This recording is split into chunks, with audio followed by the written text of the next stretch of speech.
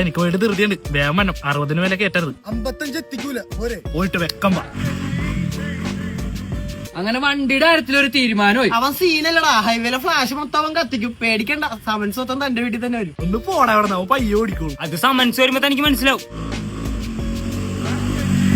അവനെന്താ നാട് വിട്ടാ? ഒരു റൗണ്ട് അടിക്കാൻ ഇത്ര നേരം? ആടോ, ചിലപ്പോ അവൻ തൃശ്ശൂർ റൗണ്ടിലായിരിക്കും പോയത്. അല്ലെങ്കിൽ 3 പോയിട്ടുണ്ടാവും. 3 ഞങ്ങൾ മലയാളത്തിലല്ലേ തന്നോട് പറഞ്ഞ കൊടുക്കണ്ടാന്ന്. പിന്നെ നിങ്ങളുടെ കൂട്ടുകാരനല്ലേ ചോദിക്കുമ്പോ കൊടുക്കണതല്ലേ മര്യാദ? പക്ഷെ അവന് ഒരു മര്യാദ ഇല്ലാത്ത വൃത്തിയായിട്ട് റൈഡറാണ് കേട്ടാ. എത്ര വണ്ടിയാണ് അവൻ കൊണ്ട് ഇടിപ്പിച്ചേക്കണെന്ന് അറിയോ? എടാ, നമ്മുടെ സോമന്റെ വണ്ടി ഇരുമ്പ് വിലക്കല്ലേ തൂക്കി വെച്ചത്. കണ്ടെയ്നറിന്റെ അടിയിൽ നിന്ന് കിട്ടിയത്. അതും തവിട് പൊടിയായിട്ട് ഇതേപോലെ ഒരു റൈഡ് പോയതാ. നീയൊക്കെ അവനെ വിളിച്ച്, എനിക്ക് പോയിട്ട് ധൃതിയുണ്ട്. എനിക്കൊരു ധൃതിയുമില്ല. പോളി കയറിക്കോ, നമുക്ക് ചെറായി ബീച്ചിൽ പോയി ചായ കുടിക്കാം. താൻ വെറുതെ പാനിക്കാവല്ലേ? എടോ, വണ്ടി കണ്ടം തുണ്ടമായാ പോലും അവൻ അത്ഭുതകരമായിട്ട് രക്ഷപ്പെടും. അവൻ ചത്താലും കുഴപ്പമില്ല, എനിക്ക് എന്റെ വണ്ടി കിട്ടിയാ മതി. അല്ലെങ്കിൽ താൻ നാളെ പാടോ, അവൻ തിരിച്ചു വന്നെയാണെങ്കിൽ മേടിച്ചു വെച്ചേക്കാം. അവൻ വണ്ടി പൊളിച്ചോണ്ടാവുണ്ടെങ്കിൽ പാർട്സ് എല്ലാം പെറുക്കി വെച്ചേക്കാം. എടാ, ആ വണ്ടി എന്റെ പെറ്റാടാ, അവനെ കൈ കിട്ടി കഴിഞ്ഞാൽ ഞാൻ പൊട്ടിക്കും. പടക്കം മേടിച്ച് പൊട്ടിക്കടാ, അതിന്റെ പറന്നാളല്ലേ, കടവരാക്കി തന്നെ. വാ കേറിക്കോ, എനിക്കൊരു ധൃതിയുമില്ല. എടോ, താനൊന്ന് സമാധാനപ്പെട്. മനു, എന്റെ അമ്മ വിളിക്കണടാ.